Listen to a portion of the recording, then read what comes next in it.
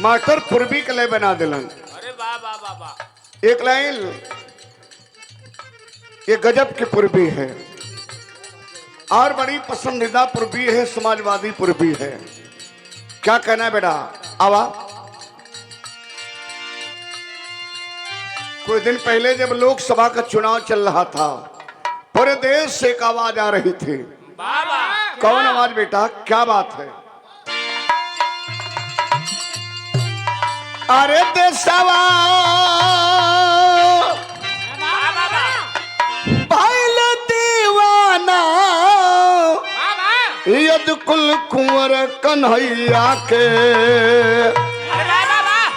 अरे देशवा भाईल दीवाना यद कुल कुंवर कन्हैया के। अरे साइकिल वाले भैया के ना।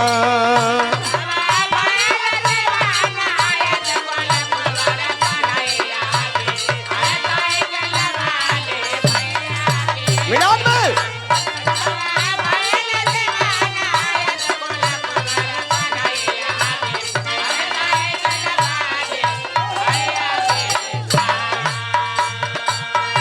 एक आवाज आ रही थी। लोकसभा का चुनाव जब हो रहा था तो पीडीए के जनक और भारत के भविष्य समाजवादी पार्टी के पूर्व मुखिया परमादरणीय युवा हृदय सम्राट श्री अखिलेश यादव जी, हम लोग के जो नेता हैं, उनकर एक बड़ी पसंदीदा लाइन रहल। क्या?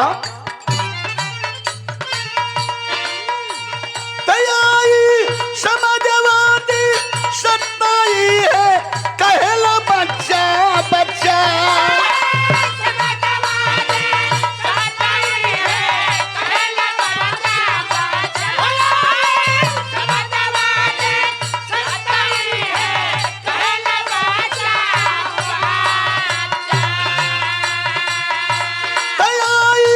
समाजवादी सत्ताई है कहला बच्चा बच्चा। तो कुर्सी चाहते बाटे वही डिम्पल जी के सैया के। अरे कुर्सी चाहते बाटे वही डिम्पल जी के सैया के। अरे साइकिल वाले भैया के ना।